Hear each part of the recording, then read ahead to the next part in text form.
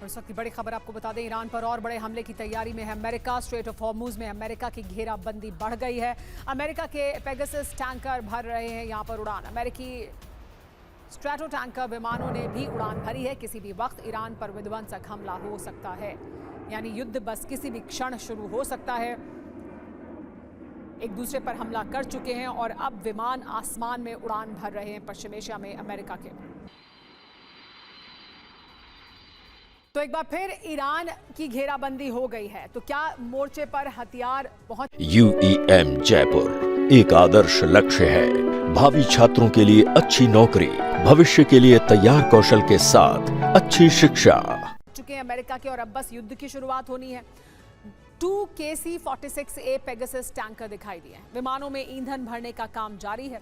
हवा में भरता है विमानों में ईंधन ये विमान, और ये आसमान में दिखाई दिया है।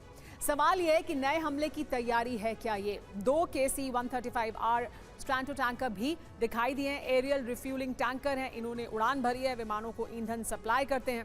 सवाल मगर फिर भी वही है, किसी भी वक्त और बड़े हमले क्या होने वाले हैं। एक P-8A पोसाइडन ने भी उड़ान भरी है। समुद्री क्षेत्र का निगरानी विमान है, ये पनडुब्बियों का पता लगाने में भी सक्षम है। सवाल, हॉर्मुज स्ट्रेट में क्या फिर जंग तय है, और हॉर्मुज स्ट्रेट की वजह से ही क्या एक बार फिर जंग शुरू होने वाली है? ट्रंप और उनकी टीम बार बार ये कह रही है कि ईरान हॉर्मुज स्ट्रेट में कोई फीस नहीं वसूल सकता, ये कानून के खिलाफ है। लेकिन ईरान अपनी इस मांग पर अड़ा है।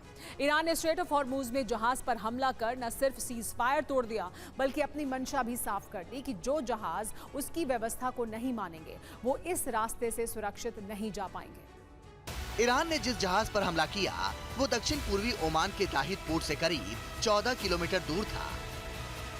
इस जहाज को हमले में काफी नुकसान हुआ है। एवर लवली नाम के इस जहाज पर सिंगापुर का झंडा लगा हुआ था।